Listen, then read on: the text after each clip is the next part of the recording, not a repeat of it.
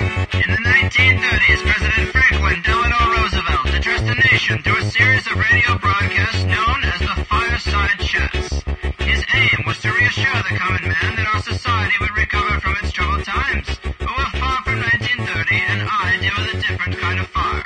For a new era of worldly frustration, we offer a fresh conversation. I'm Greg Carlwood, and these are the Higherside Chats.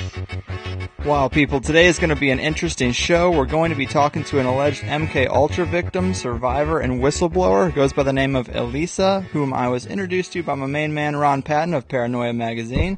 So I thought it would be highly appropriate to bring him down to the pad for a little drink and a little smoke and a little investigation of the deep, dark world of trauma-based mind control. Ron, how's it going, man? It's going pretty well, thank you. Yeah, I just want to let you know that I met Elisa on October 2009 in Ogden, Utah at the Child Advocacy Symposium on Mind Control and Ritual Abuse. And actually there were a couple of survivors of that horrific mind control program, MK Ultra. It was her and Peter Tersheff there. And also there was Dr. Chu Ott, who's from Ogden. He's a whistleblower on satanic ritual abuse in the Mormon Church. And then there were a few other people that I felt were questionable, but they were there anyway. That was Ted Gunderson, who's a former FBI bureau chief, and Senator John DeCamp, who wrote the book The Franklin Cover-Up, and a few other people. But that's where I initially met her, and she, boy, what she has to say is you're not going to really find it out there, too much on the internet or in the media per se, but what she really delves into is sort of the hybrid cloning programming that she's believes that has gone on for thousands of years. A lot of people dance around that, but I've never heard of someone who says they were involved in that on a personal level, so that's pretty sick. I see you got a new fall issue of Paranoia Magazine dropping very soon, JFK and UFOs being a main story in that issue. You also have a story on Hollywood mind control, which seems appropriate to talk about today. What piece is that? Who wrote that one? It's an article called Release the Stars, Babylonian Mind Control in the Entertainment Industry. And that's by Jamie Hanshaw, who's the girlfriend of Freeman, who a lot of you probably know. They put out a publication called Weird Stuff. But she's been investigating that area of mind control in the entertainment industry and in Hollywood for a number of years. And so she sort of gets into the music videos and certain individuals that were connected with the Disney Corporation. And you find some very interesting connections and correlations that are very dark and demented. It may seem theoretical to a lot of people, but when you start putting the pieces of the puzzle together, it makes a lot of sense. How Hollywood or the entertainment industry is used as a means to control the masses, in a subliminal way. Yeah, I've heard Freeman talk about just even the term Hollywood. Holly used to be is what they use to make a wizard's wand, and basically, Hollywood is just casting one big blanket spell over the country. Well, man, it's about that time. I think Elisa's probably waiting for us. We're a little late to this party, so I'm going to play this Conspiracies ad for everyone's favorite conspiracy-themed clothing company. We've heard it 1,000 times. Maybe one more will do the trick for you, and then we'll be talking with Elisa on the other side. We're here because we don't buy into the bullshit of mainstream culture. We're tired of the mundane, passionless careers we've been shuffled into as a result of this orchestrated debt-based system of rule, and the stranglehold on education and entertainment by cold, soulless corporations. People, yes, we are frustrated. Yes, we are tired. And we reject the pre-approved tranquilizers that are Monday Night Football and an ice-cold Budweiser. But we have to stop hiding. Stop hiding behind the headphones and the Cherry Popper 420 username. Let the world see that the resistance is strong and society is changing. There was a time to be anonymous, but that time has passed. And so the Higherside Chats would like to present Conspiracies as the dawning of this new paradigm in the uniform of the revolution. because bold fashion should mean more than some celebrity meat dress or frat boy in a silly pink polo.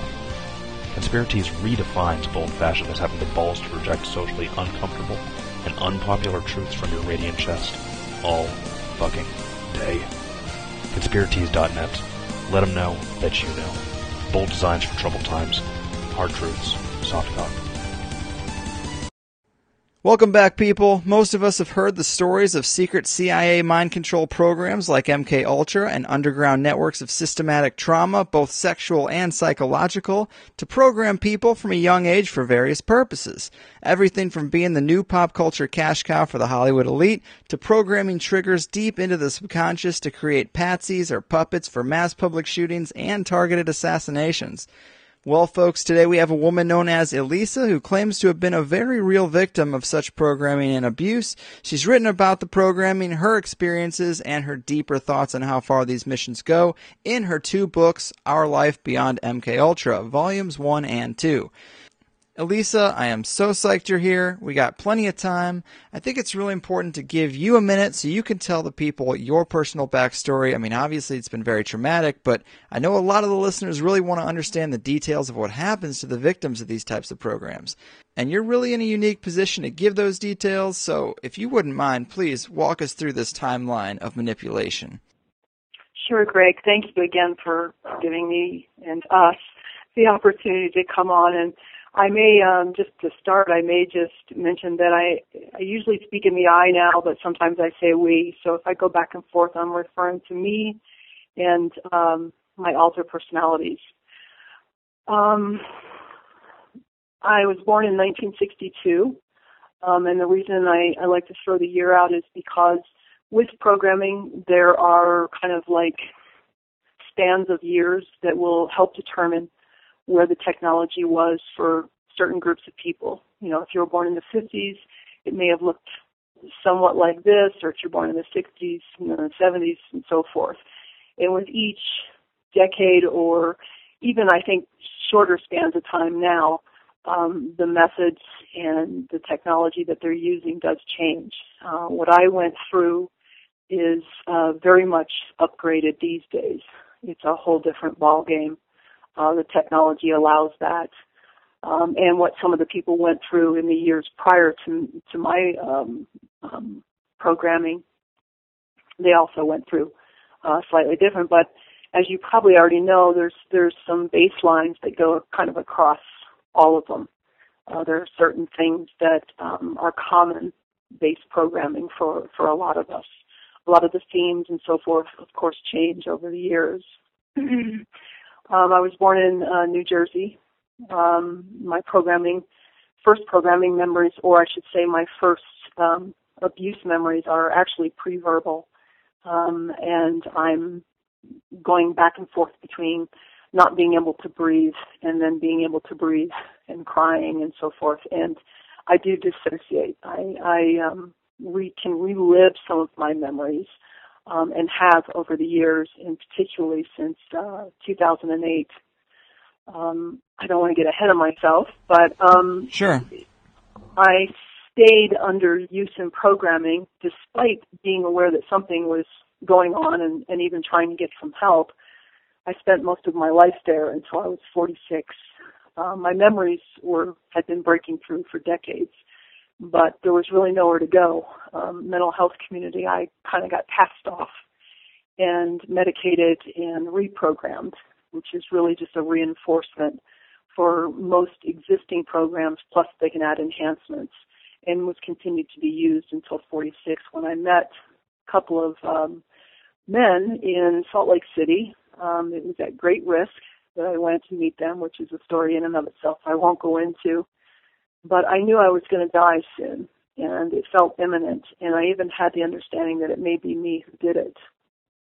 And that did turn out. I do have a couple of, at least 2 suicide programs.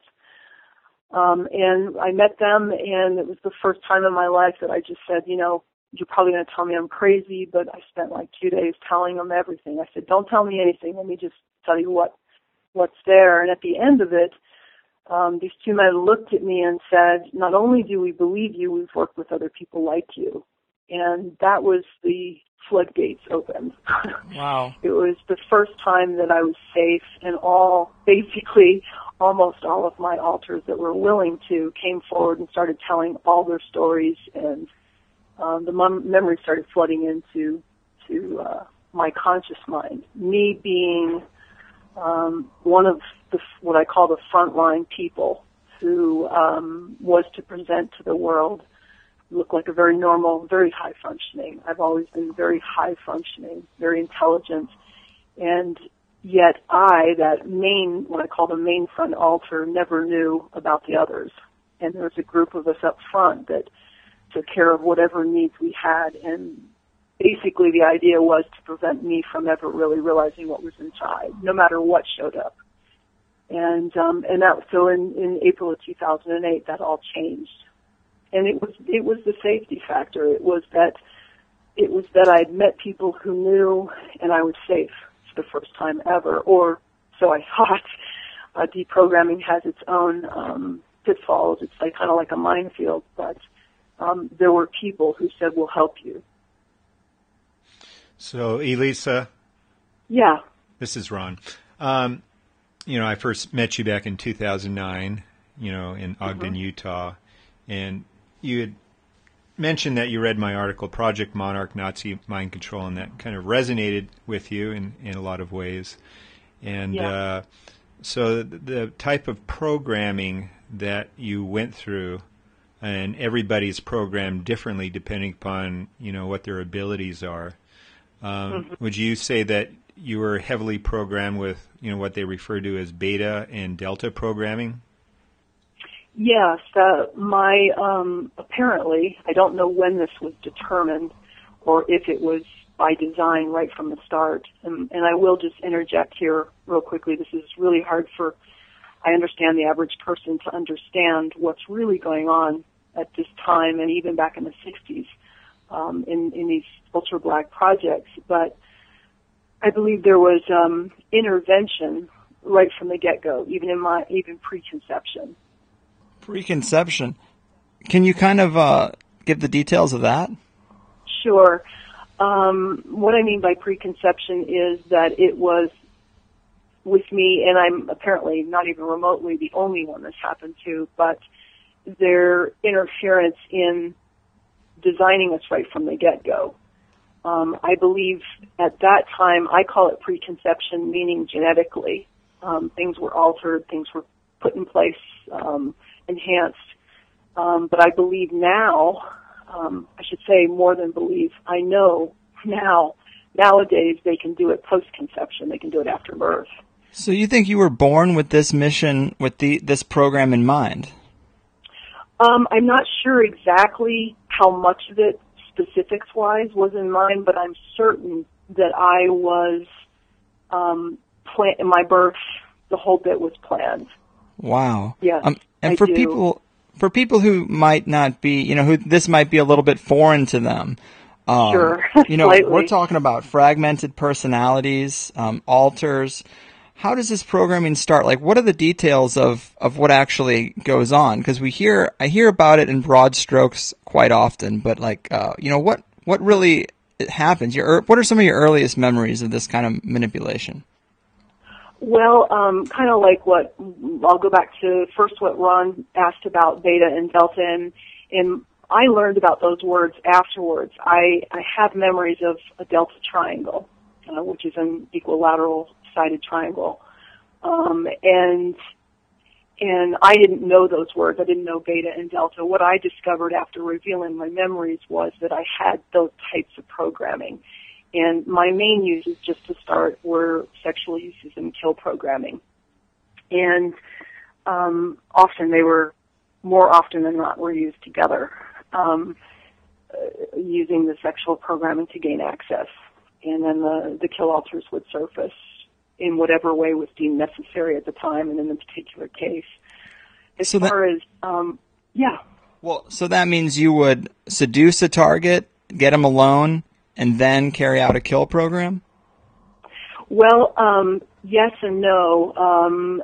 Sometimes it appears from my memory, my particular alter memories, that not only I wasn't necessarily sent in to seduce, that it was pre-planned. Even the target knew that I was, going to perform sexually for him. And in some cases, what I came to realize, and you have to understand, when I say flooding of memories, it doesn't do it justice. As a matter of fact, in my opinion, from what I've seen in my deprogramming, the flooding is also intended to overwhelm the victim, and often a lot of people don't survive that process, either mentally or physically. And when I say flooding, it's many alters bringing many pieces forward, some of them bringing, numerous stories forward. And after a period of time, I began to see that there were very specific things over and over for certain alters. Very particular alters behaved in certain ways and had certain programming and were used by, certain people for very particular things. And one of the things I saw was that one of our main uses, at least with two of my kill alters, was to actually take out members of the network.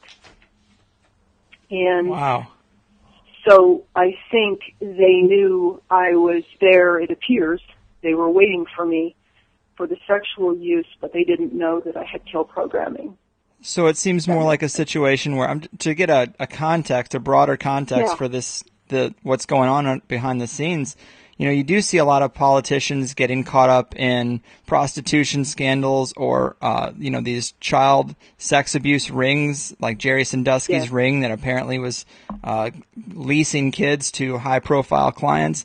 Is this the kind of the situation that you were in, and then you also just had these triggers that would, because obviously you're attracting high-profile clients, which could also be those same targets for these people. So then they switched, they flipped a switch and it went into a kill program? Exactly. And of course, in almost every case, there's one case I'm not really certain about, but in every case that I've been shown, I should say, it was a case of the programming was in place prior to my even going out and engaging with these individuals. But within the network, slaves are used extensively, and age doesn't matter. They're using very small children all the way up to, whatever age. I mean, generally there's just like in what I call the world of men, which is the world everybody else lives in, there's a certain age where, you move back to the younger people. Women hit a certain age and they're not considered as attractive anymore. So, but within that, from childhood on up, I mean, the heaviest use of sex slaves in that regard is within the network. Yeah, so it's easy to set someone up to take a fall if they've, there's a variety of reasons. They've begun to show signs that they don't want to do what they're doing anymore, or they're getting ready, they get older and they're getting ready to talk about something or write a book, or they've said something they shouldn't do, or they just piss somebody off. Mm-hmm. And, then their usefulness is no more. And it can be used in a couple of ways. A lot of times there's more of it going on that people don't even see.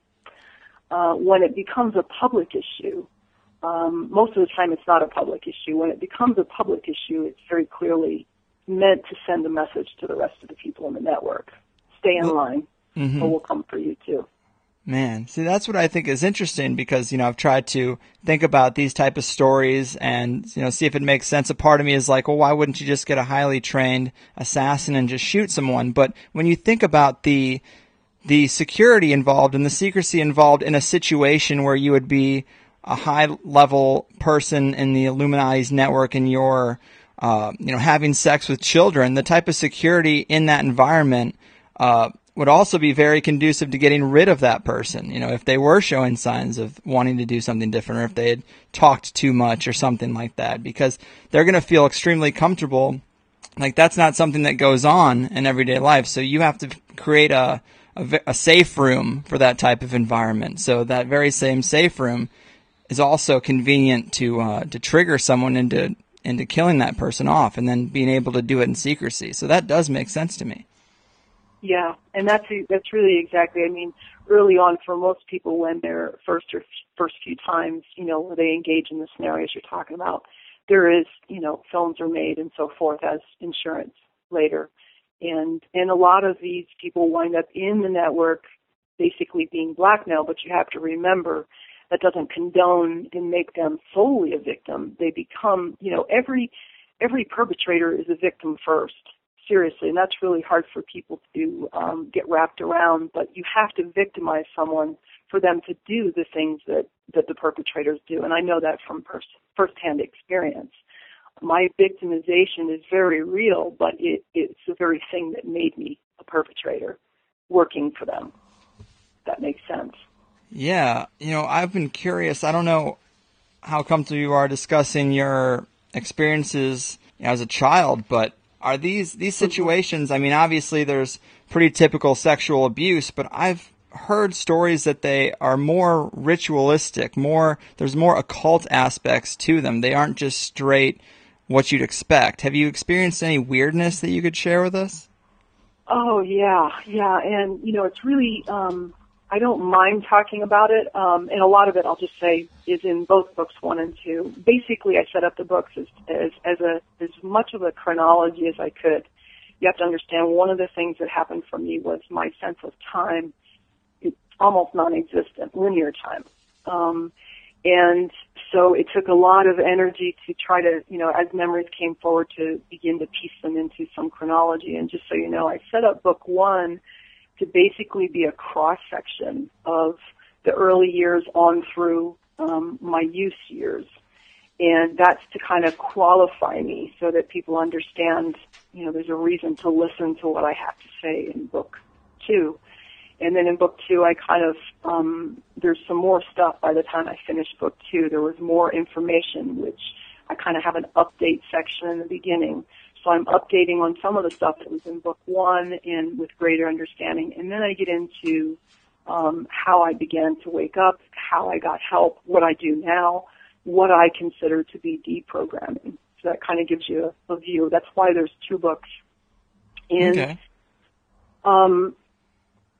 Early on, what I have, I'm now, 5 years in? Is my math right? Yeah, it's just over 5 years into what I call deep deprogramming, and that began the day that I met these 2 men. What has come forward is literally hundreds of fragments, I would say hundreds, from various altars. I'm still uncertain how many altars I have, but it numbers really high. And I'll just kind of start here, and then we'll go into what you're asking about programming. Sure. They were created over a period of time, many years. Here's the thing to understand: even once you're in your youth years, what I call the heavy youth years, you're still actually creating altars because of what you're doing. So they're not necessarily being programmed, but your mind is still fragmenting. So this helps people, the average person, to understand how some people can claim so many altars. And what we're talking about, too, when we're talking about altars is there's full personalities, and there's what I call fragment personalities. And I've met many of both, for me, more fragments than full personalities. And the difference is that a full personality, if that personality, which they don't do this anymore, no altars to my awareness take over my body fully or my mind. I coexist with various parts of me. There's always more than one of us present, and nowadays. And the full personalities, back then, during the bad years, if a full personality took over, that altar could actually interact in the world at large around them. You would notice that there was something different about me, but I could still function very well and do what I needed to do. The fragments aren't always that way.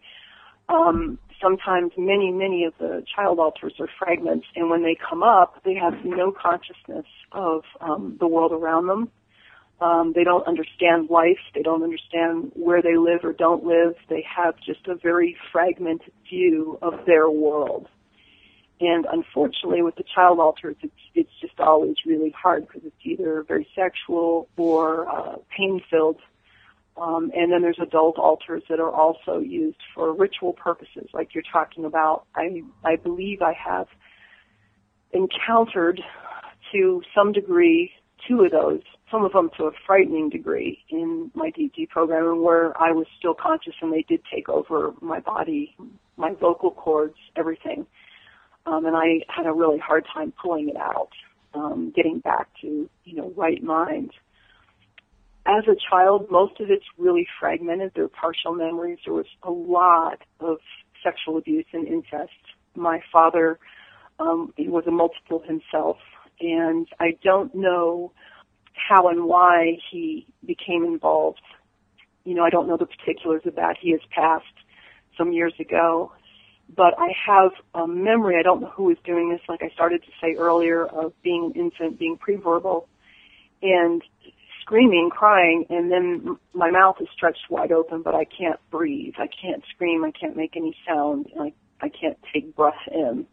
And then it goes back and forth between my screaming, crying. And I'm relived this in recent years. In a full adult body, I was laying on my back in my bed, and if anybody looked at me, I was moving like an infant. And I was co-conscious while this was being shown to me by this young child. And I dissociated in the memory, just completely shut off, just staring and feeling nothing and empty inside. It's kind of hard to explain it, but it's like you just lose connection to everything around you. And then my next memory is at 3 years old. And this one's very significant. I was in New Jersey. This is 1965. And it's not like I'm waking up. It's like when my alters showed me memories, the memory would start wherever their consciousness took over.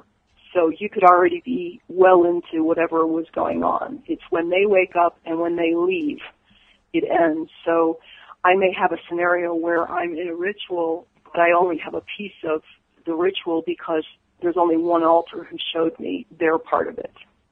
So the rest of it is not shown to me. Does that make sense? It's like coming in, Absolutely. And catching chapter 5 of the book and not getting the rest of the chapters. And it took a long time to realize what was happening, and so that I could begin to piece things together. And then maybe months later, another altar would show another part of that incident or another one, and sometimes I'd figure out that, 8 months later, now I've got another piece of that one particular episode. And at 3, I become aware that I'm very dissociated. Most of the times when I become aware, I'm very unemotional, just kind of existing. And I'm in a warehouse, a very large, I call it a warehouse. It looks like a warehouse. I don't know what it was, but it's huge. And I'm looking down at about a 40, 45 degree angle. There's a man below me, and it's kind of hard to describe because I'm working from their consciousness, the altar's consciousness. But he's a little bit below us, and he's been beaten badly. He's in what I call Navy denims.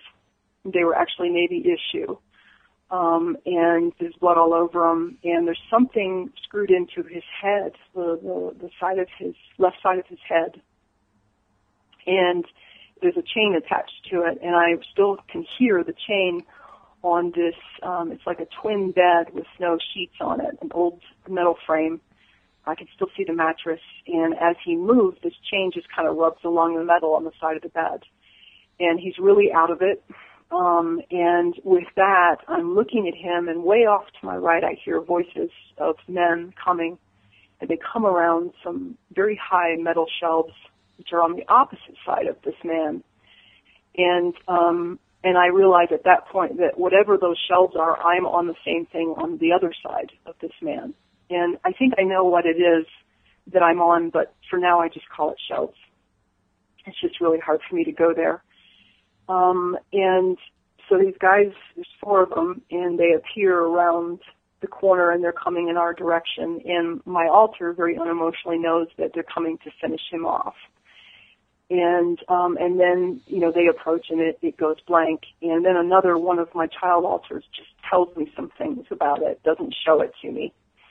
It's like I have, sometimes I have an understanding. They won't present it visually, but they'll tell me, another altar will say, pick up where it left off and say, then this happened. So, Elisa, I was wondering, as you know, I've spoken to quite a few MKUltra survivors over the past 21 years, and a lot of them have talked about having out-of-body experiences. Now, is this something that sort of coincide with remote viewing, or is this just something that's random? Can you kind of elaborate on that? Well, first of all, when I began deep programming, I realized that I basically exist out of my body. I've spent very little time in it due to the years of programming and then use, and actually learned that getting in my body was extremely uncomfortable. It was very painful, and I've overcome a lot of that now. So, I think most people think of out of body as, just on a psychic level, an astral plane, which it is, but there's states of being that I think a lot of people really don't fully exist in their bodies. So there's varying degrees in there. They're very extreme. I mean, the low line is, the typical mild dissociation where you're driving to work. You drive every day, but you don't remember your trip when you get there. Everybody does that. That's a form of dissociation. Mm-hmm. But in programming, it goes to the extreme, and you can basically live on the outskirts of your body. You're not ever really fully in your body, and that's where I existed. There are experiences where, and this might get a little challenging for the average person, but not only was I used in a very, what we would call a three-dimensional physical use, like, send me to that motel room and do this job, but they also used me outside of my body, meaning you would be, pulled out, which is really easy because you're existing on the outskirts anyway, and you would be utilized in a very, very esoteric way. Not only, and this is where it gets a little weird for people, but not only in this dimension, but crossing in and out of other dimensions. And I do have fragmented memories of that same thing, where I'm not on this earth at that time, not as we see it. There's something else going on. I'm in a completely different place. Wow. And in deprogramming, even now, it's ongoing, meaning I'm in charge of it, but I'm still engaging with a variety, I call them windows, of other times and places, other timelines, and I'm actually even interacting with other beings still. They are continually trying to regain access, is the way I see it, regain control. So it's not just a human thing. There are other beings involved in this whole process, and they are cross-dimensional and of obviously malevolent intent. So, I mean, I'm talking full consciousness here, where I can consciously open a window, and I've had beings pop into those windows, and, I mean, look me right in the eye, and you can feel it. You are interacting with something that's alive and real, just not in this three-dimensional realm. Man, yeah, that's what I really wanted to try to understand. That's kind of what I meant by weirder aspects or occult aspects, because you hear these stories that the highest levels of the elite, they're abusing children and people to harness some type of energy, not only just to display power, but also to harness some type of energy or some demonic force from the abused. And this is like a really foreign area for me. It's hard to wrap my head around, but this seems to be kind of like what you're talking about with different entities, different dimensions. Are these experiences with entities and dimensions, were these experiences within some type of ritual in a room full of high-level elite, or when did these things occur?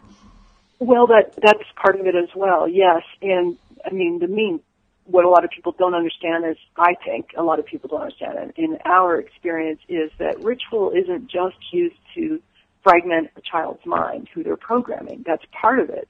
It's very real. It will, a horrendous, and it's called horrification in many cases. I mean, what they're doing is to horrify and split the mind, but the main use of this is to connect with these other malevolent energies, entities, beings, for power.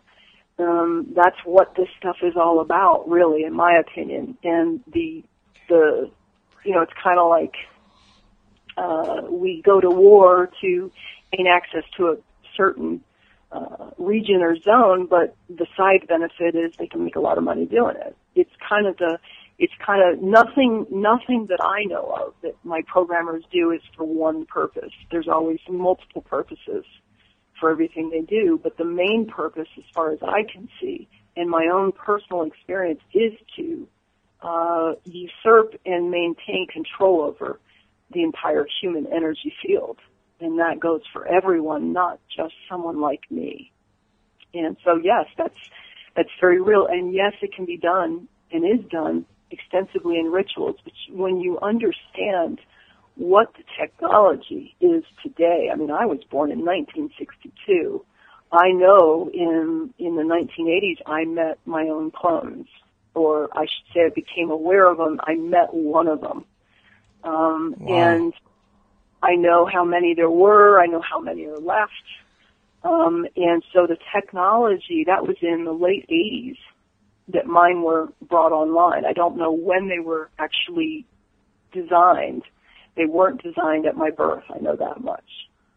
Right. So here we are in 2013, and the stuff I would talk about now, people would think I'm talking about science fiction. So when you understand where it is now and where that energy we're talking about actually resides, which is very much in the technology of today, our computers, our cell phones, these are access points. I mean, these beings are living in an energy that they can travel with that kind of energy. They don't have to take the same form. We have to break our mold in our mind of what we think is possible and, you know, what we've been told is possible and not possible. I know this. I mean, I know it. I know things that I experienced, bits and pieces, and most of it. The reason I couldn't get help was because people said, well, that's not possible. Well, it's interesting what you're saying because, as you know, I used to work with Fritz Springmeier years ago, and a lot of his information actually is I think is up front and incredible, although there are other aspects about it that's problematic. But that's when I first heard about the whole cloning thing, and, you know, I realized that there is, you know, the technology exists to do it, and it's probably been done for years, and the motivation behind it as well. So to me, it's not a foreign thing. It's not like something that's way out there. But another thing that I find interesting, too, is that I remember watching The X-Files, and there was a couple of episodes where they had the whole cloning thing, and it was like, whoa. Right. You know, when you look at some of those old X-Files now and, you know, you hear about some stories like yours and others, it's kind of like Chris Carter, he was onto something, you know. You just kind of wonder where he got a lot of that information from. Absolutely. And, you know, the cloning issue, you know, as with so many other issues within what I call the blackest of black projects, the DARPAs and the NROs and the, you know, all the alphabets that don't get as much attention. You know, the forerunners are the ones that are in the public eye, like the CIA and now, of course, the NSA. You can be assured that if they're catching heat, they are in the game big time, but if they're catching the public heat that they've been catching for so many years, they've already long had these other agencies that you probably don't even know about. And those are the ones running the blackest of black projects. And I really, really believe, I've heard many different versions of how far, you know, here's our current tech. In other words, this is the way I judge the current tech. If you go into, say, Scientific American or some technology magazine and you read articles and they tell you what's going to be coming out in X amount of years, that's a gauge of add about 50 to 100 years onto what they're talking about is going to happen at 50 to 100 years in the black projects. Wow. And that's just in this age, meaning in this point in human history. This is not new. This is, if you go back and study various civilizations, ancient civilizations, I mean, there's actual physical proof on this earth that things have been done over and over.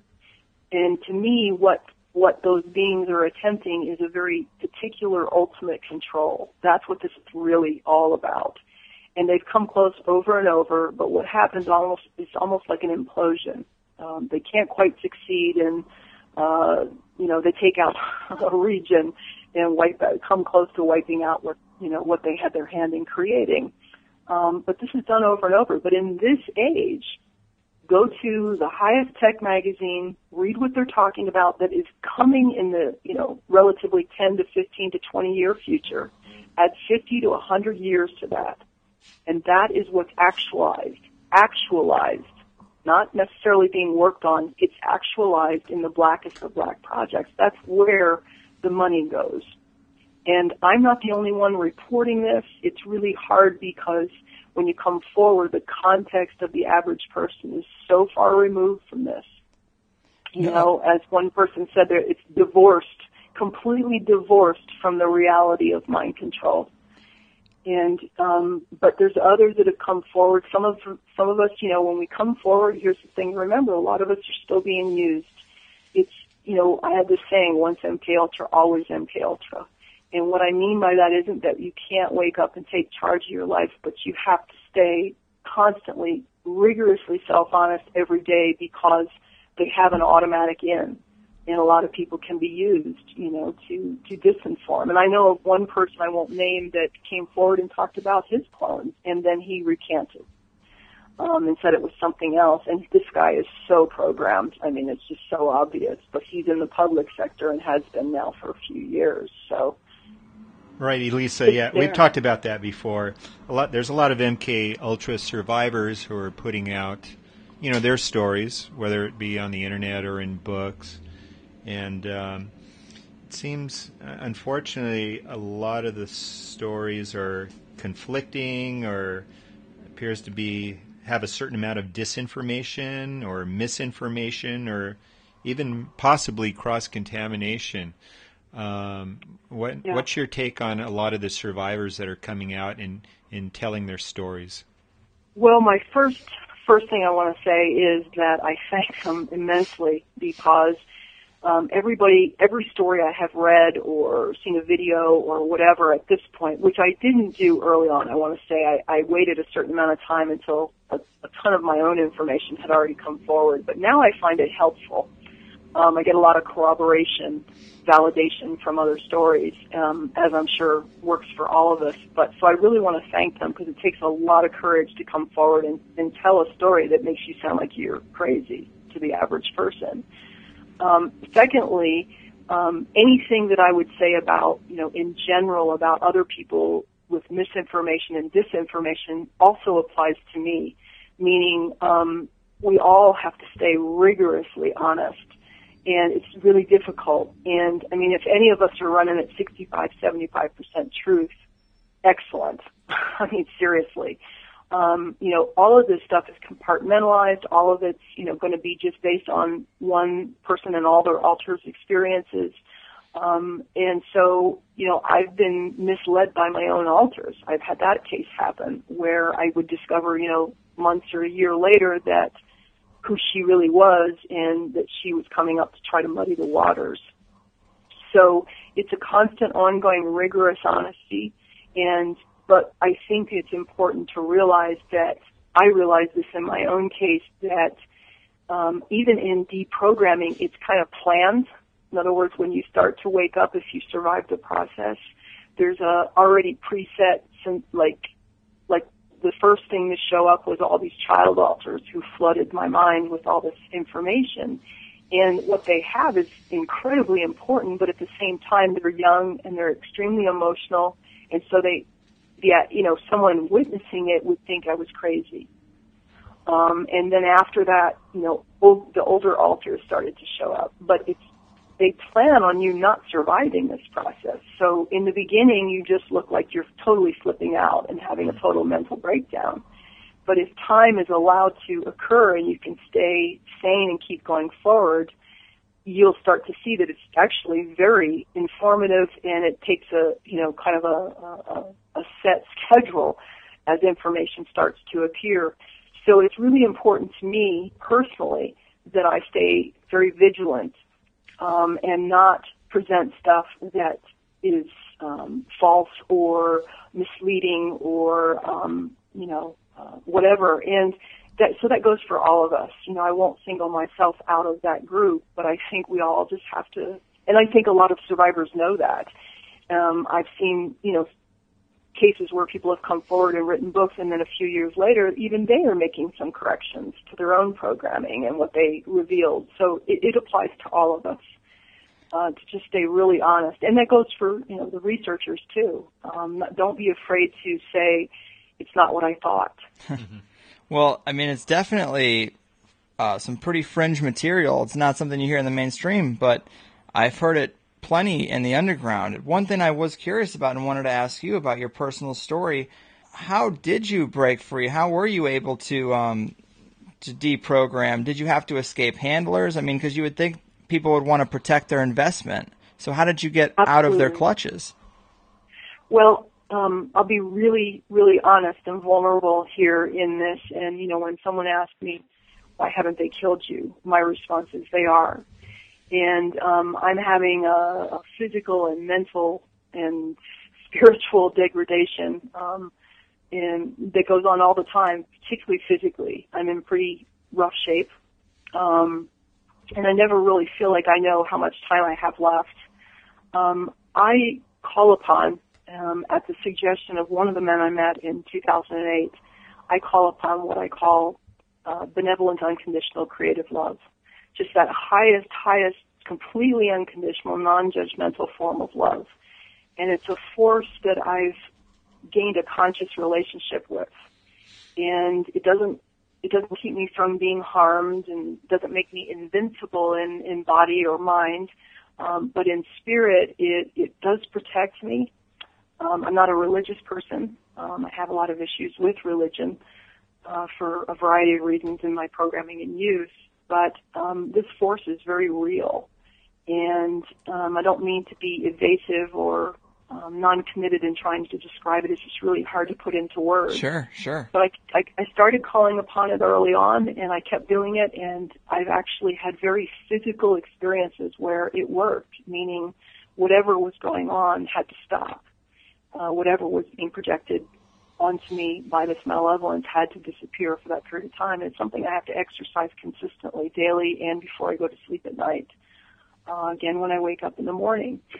So I'm not invincible. I believe that I will ultimately die of this, meaning I will leave the body in some diseased, awful form, and I'm laughing because it's just ridiculous, But as far as them, trying to take me out, that it did happen on a couple of occasions.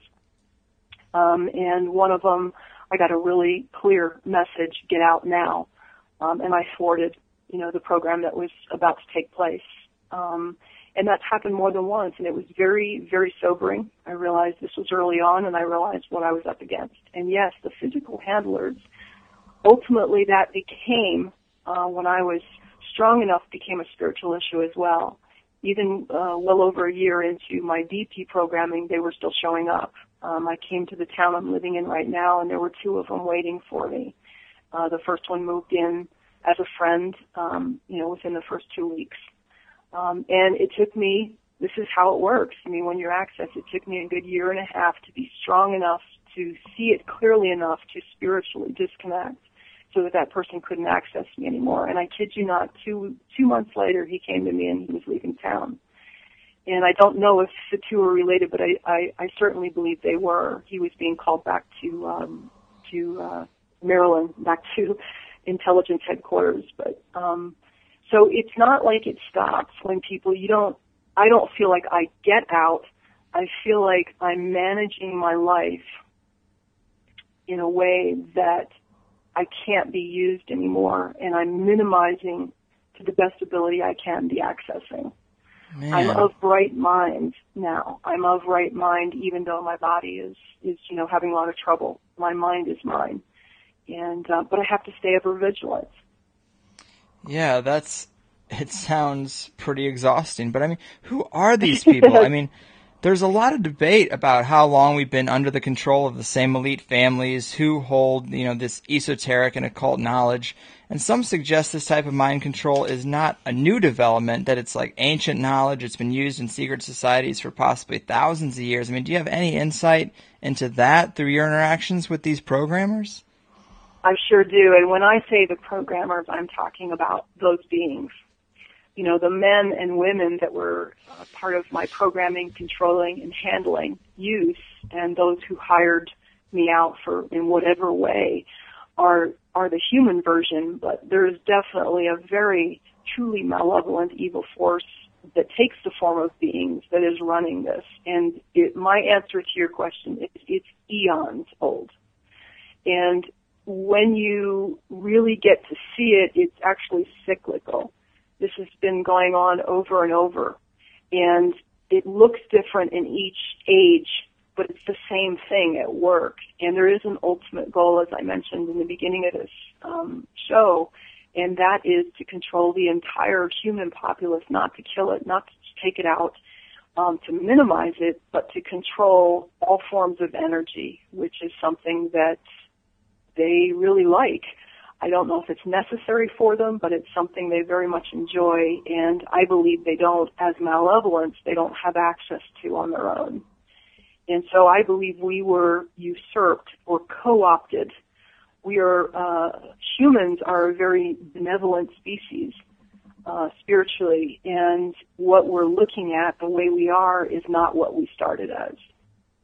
They co-opted, they came in, and they made some changes even genetically many, many, many years ago. And in my opinion, that's what's happening again now. We're talking 5 to 6 figure numbers of years later.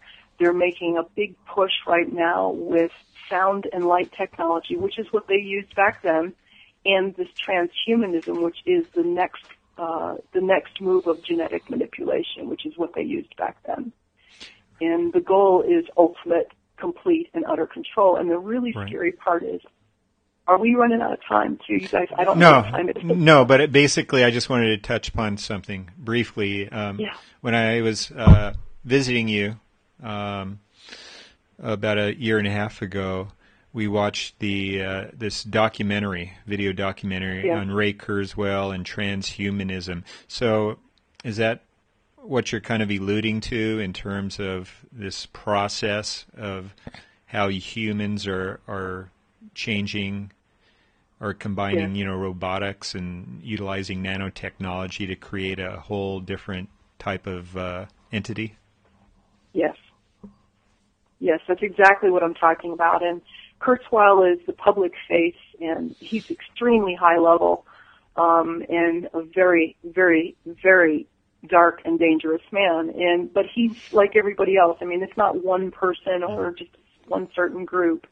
This is a massive global network, and what they're really pushing for, and this is the scary part, is it's not just for people like me anymore. They want it for everyone. They want it for you and your kids and your dog and your cat and the plants and the trees, and that's what the nanotech is about. That's what the chemtrails in part are about. It's about changing everything from what it is naturally into a biotech, an organic tech. It's not going to be the real deal anymore. And that's what nanotech is going to do if we don't stop this. And it's coming to everybody's home. And the scary part is that their goal is to mind control everyone, but they're not going to do it like they did with me so that it's obvious the method. You're just going to get up one day, and everybody's going to be under it, and no one's going to know it happened. And that is the version that they're working on. They have not actualized it in a mass scale, but they're still experimenting. But there are people, absolutely, not a lot, but there are people who have literally been uploaded. Their mind is now living inside AI. And this is mostly for the high-level victims and high-level dissidents. I know I don't want you or me to name the person, Ron, that I'm thinking of, but she went after someone in the 90s, right? And they decided I'm absolutely convinced that what she's relaying is not in the least bit delusional. Based on my own experiences, she's trying to relay that she's living in hell. And and it sounds crazy. It sounds like she lost her mind. She did, but she didn't. Her mind is elsewhere. Right, and then there's an investigative journalist, a writer, conspiracy writer, who personally told me the same thing back in, when was this? I think it was 2008. He talked about, and this is before I read the Deciphering the Matrix and the Soul Catcher book by Dr. Robert Duncan. He told me... Glad you mentioned those, yeah. Right. He told me that he can no longer write about mind control. He can write about political stuff, but he said that he's uploaded now, so everything he senses is being manipulated, recorded. So basically his eyes, his perception of what's going on can be altered just drastically. But he's sort of like a human recording device, too, wherever he goes, and sometimes he'll say things that he doesn't really mean, but he has no control over that. So everything, and it was very disheartening for him, and I know that over the past couple of years he's just been sort of just wandering about, but he's trying to get back into, writing again. But again, he only has so much control about what he can put out, and this individual was my hero back in the 90s. I mean, he was the consummate conspiracy writer, and he was writing about mind control. And the interesting thing, too, is he was exposing the same person as the woman you were referring to. So that's the commonality they have. They were exposing this person, and boom, all of a sudden they get uploaded. So what they've got going, and by the way, everything you just talked about, what that guy told you, I also shared in 2008 when I sat down with these two men. I looked at them, I said, I know how this is going to sound, but everything through my eyes and ears is being recorded. And I said, I have no idea how they do it. They looked at each other and said, we'll go under that assumption. They used the word shunt at that time. That was their version of it. But now as you have access to the patent. This is real technology. Mm-hmm. And I knew it. I knew it was happening, and I didn't know how to dismantle it. I have since spiritually dismantled it, and I'm absolutely certain that it can't facilitate anymore. It's hard to explain, but you feel it. But what this person's talking about, they can, for the average person, you're not going to have to live in that hell. They're going to create a life that you won't even know you've switched. You won't even know you've been uploaded. It'll look like your life. It will look like a normal so-called life. Mm-hmm. But for those who are high-level, want to get rid of them, don't talk, or dissidents, or researchers who have gone after the wrong person, they can design in these programs basically a hell, and they can upload you there. So that's the punishment version. Mm-hmm. Man. Crazy stuff, I know. I mean, it sounds crazy until you've been far enough in it. When you've been in and you come out, you have a piece of the truth. And remember that. Anybody who's been in it and comes out has part of it. We all have part of the truth. None of us has it all. I mean, I do appreciate you sharing the story. A couple of other things I wanted to ask you about was, a lot of people throw the MK Ultra label around pretty loosely in the conspiracy community, but when you look at people like Sirhan Sirhan or Mark David Chapman or even this John Holmes of the Dark Knight shooting, people claim that they're a victim of these things. Do you see some characteristics that are consistent with what you've experienced in them? Oh my gosh, yeah. I mean, to me, basically, darn near everyone that's in the public now that has perpetrated these various acts, these are all absolutely all mind controlled. And when you understand what the technology is now, they don't have to take someone from the beginning. They're still doing that. They're always going to do trauma-based mind control. And they're gonna always genetically work in there, and there's always going to be groups of higher level slaves, but in the general populace, they can pick anyone, any age, and come after them, and they look for very particular precursors that signify that this would be a good candidate. They'll test some out, some don't work as well, so they drop them and they move on. But when they find the right brain map signals, my understanding is it takes 6 to 8 months to map your brain, okay, through a series, and you'll know because stuff will be happening to you. And once they get it, they can control you. And there's a very particular frequency that Robert Duncan, which Ron just mentioned, very important books, Project Soulcatcher, and then The Matrix Deciphered. And The Matrix Deciphered you can find online, I think, in PDF for free. Project Soulcatcher. There's a subtitle. Do you remember the subtitle, Ron? No, I don't. Okay, it's Project Soulcatcher subtitle, and it's Robert Duncan, and you can buy that on Amazon. These are two very, very important books. I'm not saying I agree with absolutely every conclusion that Robert Duncan draws. He doesn't go into the spiritual aspect. He's very science, but it's unprecedented science. And of course, in his case, it's compartmentalized as well, so he's revealing what's coming, and he doesn't have all the information that some others of us know that a lot of this has already been actualized and used. But very important books. Definitely. So, yeah, I don't know if I answered your question. I kind of forgot what. I just wanted to know if people, like some of these high-profile assassins, these Sirhans or this John Holmes from the Dark Knight shooting, absolutely, if you saw similarities in their situations that did point to them being mind-controlled. Sometimes, for me, like in the case, you remember the Jared Loughner in Tucson a few years ago? Mm-hmm. When I saw his picture, I knew. I didn't even know what the story was. And then I got into the story, and there were very particular things, and it's kind of hard to explain because it's that Twilight language. Mm-hmm. I don't know if you've heard the term, but it's not always like so obvious. Yes. Like, okay, he had a 9mm. I actually have an altar that was programmed. That's her gun. I mean, she's 9mm is the gun she shoots, and you see a 9mm a lot in a lot of these cases. They either had one or have access or had one at the house or whatever. So there's those real physical things, but there's other things. There's little things that either barely get mentioned or they get mentioned once and then you never see them again in the articles, and what they were doing before they did what they did, what they were talking about, certain words they said, all kinds of things. And then, like Sirhan, I mean, some of the cases are saying, basically saying after they get thrown in jail, they're telling people about their programming, basically, without really being able to describe it. And that's how it looks. It's once you know what to look for. And as far as Aurora and the Black Knight stuff, Ron knows this. I mean, I had already sent my book out, and I talk about my Black Knight programming, my Batman programming, and then John Holmes happened after the fact.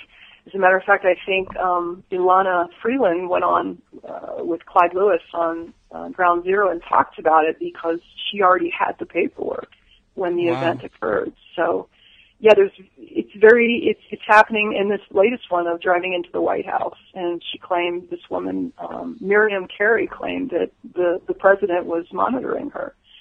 There's no doubt in my mind that they hit her with tech from afar and sent her in her car into the fence at the White House. Yeah, that's what very weird case. That's what it looks like now. In the non-high level use, they're just picking people out, brain mapping them, and they're up and running in less than a year. Wow. For one event, and they're all expendable as far as they're concerned. Now, another sector where this mind control is talked about a lot is in Hollywood. I mean, with pop stars like Britney Spears and Miley Cyrus, do you see elements in their personalities when you look at them that make you think that they were also put through this type of abuse and control that you're claiming? Absolutely, and I mean, I know there's some stuff out there that actually shows Britney Spears switching alters on an interview. I mean, it's when you know what to look for. It's not always, just in your face. It's sometimes it can be really subtle, especially if they're in the public eye. But she's, and then all the mental breakdowns, all the symbolism. They're half naked. Everybody dresses like whores. And they're all making all the esoteric symbols and devotions to, Lucifer and Satan, and it's not entertainment. And I have a chapter in my book called Enter Entrainment, and the entire music and Hollywood industry is a mind control mechanism. And when you understand, I mean, I was actually programmed to an actor, actually two actors. One of them I was programmed to, which is part of this Dark Knight stuff, to go see every movie of his, kind of like, what was it? Ilana said to me after I shared that with her, like Mel Gibson in Conspiracy Theory, the movie where you had to go buy a certain book. Mm-hmm. Well, I was doing that with a movie, and the Batman series. I would have one, and I would compulsively want to buy more. This was when I was in deprogramming. And then there was another actor that I was actually programmed 2 years ago for a potential kill program that never took place. And I had no idea, in deprogramming, why would anyone program me to this actor? Why did they want to kill him? And it turns out he's been a high-level activist for several decades, and I guess caused a lot of trouble for the Bush family as well. Well, this just got me thinking about The Dark Knight and Christian Bale. I assume is who you're talking about. But yes. So could it be possible to mind control someone to go and see every Christian Bale movie, and then there be some deeper trigger that when you see this particular movie, that's when a switch goes off and guns start coming out? Yes, absolutely, and that's basically what happened with me and the Christian Bale films. I'm obsessively was buying and watching. If it was coming out in the theater, I was, I was like calling the theater and asking them what day, because I had to be there right away. And I had started deprogramming, thank goodness. I had already met the two guys in April, and that summer, Batman Begins came out. And that was the first one that Christian, I think, did with the Dark Knight of the Dark Knight series. And I think it was that one. It may have been the next one. I can't even remember. Batman Begins, and then The Dark Knight, and then The Dark Knight Rises. Okay, it may have been The Dark Knight. I think it was The Dark Knight, actually, the first one, and completely set me off. I was driving away from the theater. I was on my cell phone with one of the men that I met in April 2008. Has stayed with me. Still we're friends, but he just listened to everything for like 2 years. God bless his soul. I mean, I put what they put this guy through, but I was on the phone and I was just screaming the rage, and these altars that were surfacing, that I had to kill something.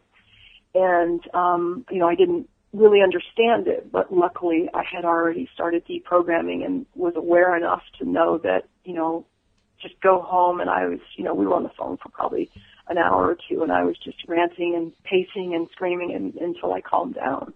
And I really didn't understand what was happening, but I told him it was this film, and, I get really emotional, and it's this film, and it's this stuff, and this is what's going on, and it's just real fast-paced and frantic.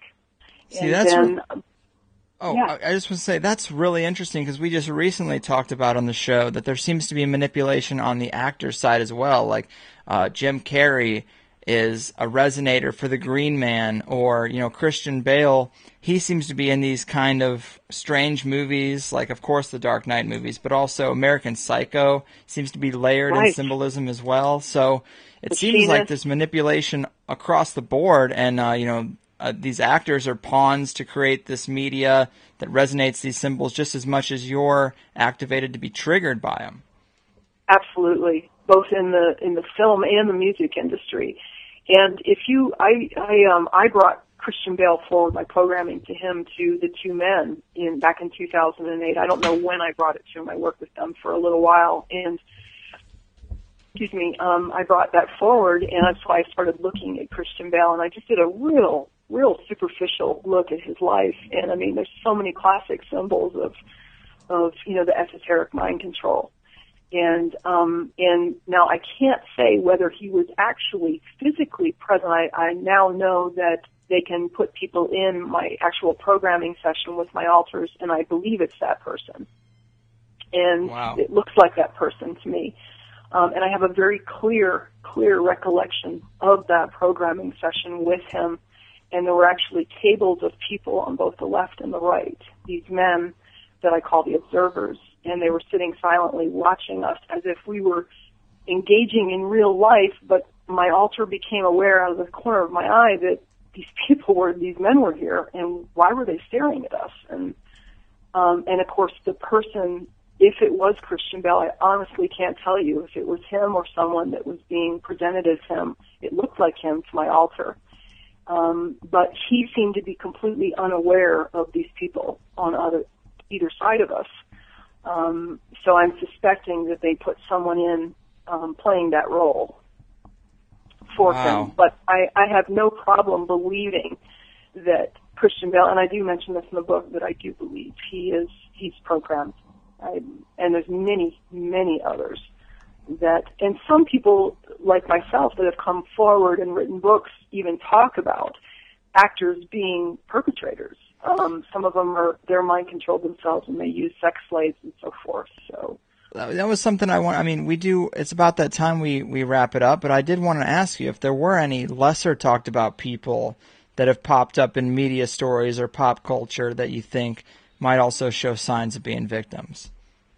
Well, I won't be able to really name specifics, but I can tell you this: the industry, it works like this. You want to be in the industry. You want to be a star. It's like any other ritual realm. You come in, and there's compromises and things you're going to have to do as you start to go up. If you want to be popular, there's things that are demanded of you. And I'm not talking about just rituals, although I think a lot of the high-level music industry and film stars have had to go through actual rituals. I think these people actually have altars. But there's things that you will continually be asked to compromise. And what that does is creates a vulnerability that allows the entry and influence of these malevolent beings. That's how it works. That's why it was done to me. That's why it's done to them. Is they are literally put inside you. They become the first line handler. The physical person handler is in addition. Wow. Okay? You've got these beings running you. And it happens every time you compromise. When the ego gets in there and, you want to be successful, you want to be powerful, whatever, that is their way in. Man, it seems like a slippery slope. It is. Well, Elisa, this has been a really eye-opening hour for sure. I hope that people found your story as interesting as I did. I really wish you the best of luck in your future and your recovery. It's sad to hear things about, victims who've undergone these types of abuses, so thank you for sharing. I mean, do you want to tell people where they can get your books, or do you have a website? I'd love to. I have a website, a blog site, and you can click on a link there that will take you right to the book at Amazon, or you can go to Amazon.com. And my website is www.ourlifebeyondmkultra.wordpress.com. But if you want to just go to Amazon, they're both for sale in both forms, both the print on demand and the ebook. Wow. All right. Well, man, thanks so much. I'm still processing a lot of what's going on today, but I definitely appreciate it. And again, best of luck. Thanks for being here. Thank you, Greg. Appreciate it. Thanks, Ron. Okay, it was good talking with you. We'll talk to you again soon. Great. Bye-bye. Damn, man. Ron, interesting stuff, huh? Very much so. Yeah, like I said, I've known Elisa for a few years, and there's only probably about 4 MK Ultra survivors that I correspond with on a regular basis, and that's not to discount, the plethora of other survivors, but she's very cogent, lucid, and her story is extremely compelling. Yeah, I definitely heard some things for the first time, but, a lot of it fits the narrative. It fits the narrative with what other people are talking about in that realm. So I definitely appreciate you bringing her on. That was a great suggestion. Is there anything else you got popping off that you want to tell the people about? Well, hopefully the fall 2013 issue of Paranoia Magazine will be out, I would say, within a couple of weeks. We've had some delays because unfortunately, I'm having a legal battle with my magazine distributor, and so the funds just weren't there. However, people can go online to purchase the PDF version of Paranoia Magazine, and they just need to go to www.paranoiamagazine.com and then just click onto the store, and there it is. Yeah, man, you've been so cool in hooking me up with a lot of the paranoia issues lately, and I mean, people, it really is some of the best articles in the conspiracy world. I love it. It covers so many broad topics. And I've been saying to Ron that there should be a PDF version because that's just the way that things are now. And as much as I love seeing the hard copies, people just don't do that anymore. You know, they're all about those Kindles and those Nooks. Mm-hmm. And now that you're able to get it on there, I highly suggest people check it out. It's really awesome stuff. I love it. It's where I get most of my conspiracy information from, and it's where I pull a lot of guests from. So I do appreciate getting me squared away with that. It's awesome. Right. And then actually all the previous editions of Paranoia will be up on the website, you know, in PDF form. And so I guess that would be a total of about 57. And they're reasonably priced at $3. And so that's going to be a gradual process. But check out the website periodically, and I think you'll notice more and more of the issues that'll be online. Awesome, man. Well, hey, thanks for coming to the pad, and thanks for bringing Elisa to the table. It's been a blast. Hey, my pleasure. We'll see you again soon. All right. Later, people.